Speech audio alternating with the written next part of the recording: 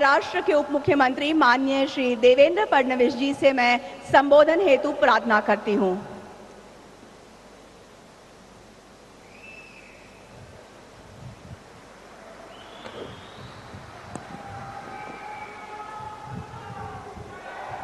हिंद विश्व राज्याचे सरसंस्थापक छत्रपती शिवरायांना मानाचा मुजरा करतो।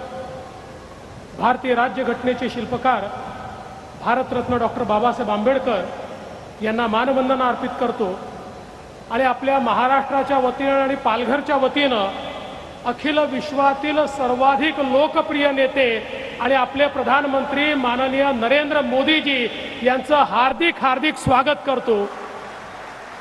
मंचावर उपस्थित माननीय राज्यपालजी, लोकप्रिय मुख्यमंत्री एकनाथराव शिंदेजी, उपमुख्यमंत्री अजित पवारजी, मंचावर उपस्थित सर्व केंद्रीय मंत्रीगण, केंद्रीय राज्यमंत्रीगण, राज्यातले मंत्री, सन्माननीय खासदार, सन्माननीय आमदार, आपले अध्यक्ष आणि उपस्थित सर्व माझ्या माता भगिनी आणि बंधूंनो, आजचा दिवस हा इतिहासामध्ये सुवर्ण अक्षरांनी लिहिण्यासारखा दिवस आहे।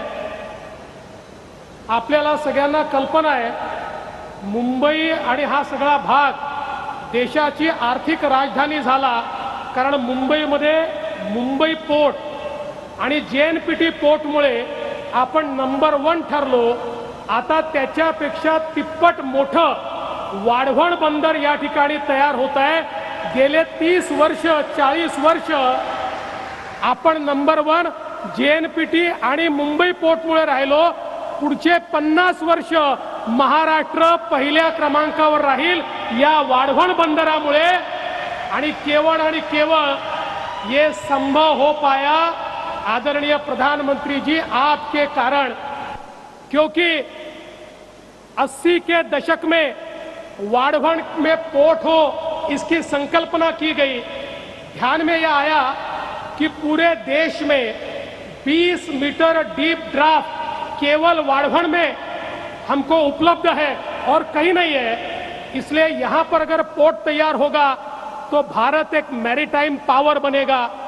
किंतु 1991 में सुप्रीम कोर्ट ने डहाणू का नोटिफिकेशन निकाला, एक कमेटी तैयार की और जन्म से पहले ही वाढवण पोर्ट की मृत्यु हो गई और उसके बाद सबने कह दिया अब ये पोर्ट बन ही नहीं सकता।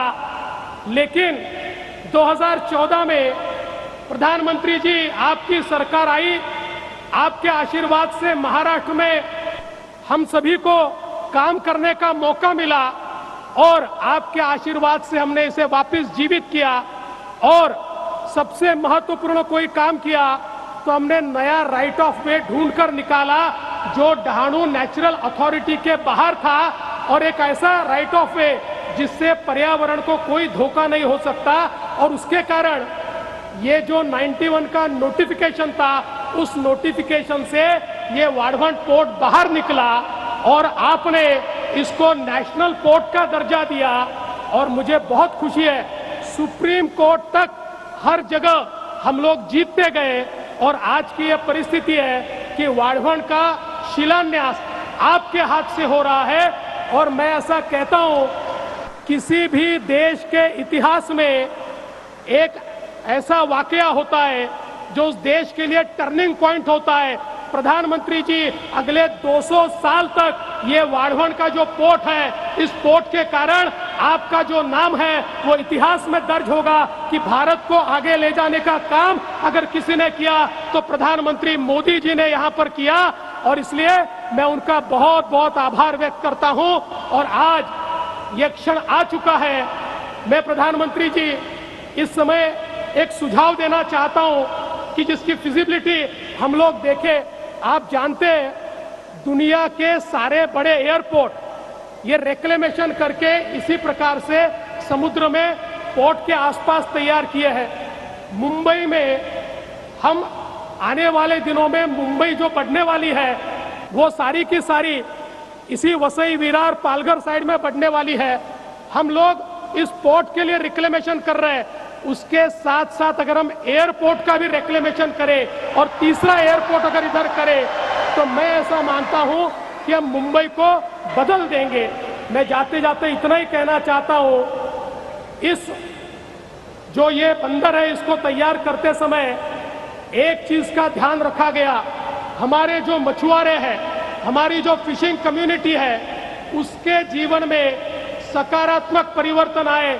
यहाँ पर उनका फिशिंग हार्बर भी होगा, उनके लिए फिशिंग की नई व्यवस्थाएं भी होगी, उनके लिए नए प्रकार के वहां पर वेसल्स भी हम लोग उपलब्ध कर देंगे।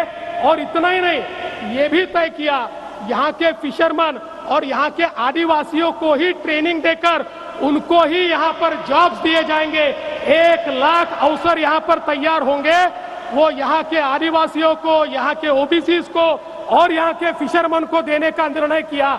और मैं जेएनपीटी का आभार व्यक्त करता हूँ, उन्होंने उसका ट्रेनिंग भी शुरू कर दिया है और जल्दी ही इन सबको बहुत अच्छी नौकरियां मिलेगी। तो यहाँ की लोकल कम्युनिटी को बिल्कुल डिस्टर्ब किए बिना देश का सबसे बड़ा पोर्ट बनाने के लिए प्रधानमंत्री जी आपको बहुत बहुत धन्यवाद देता हूं और अपने शब्दों को विराम देता हूं। जय हिंद, जय महाराष्ट्र।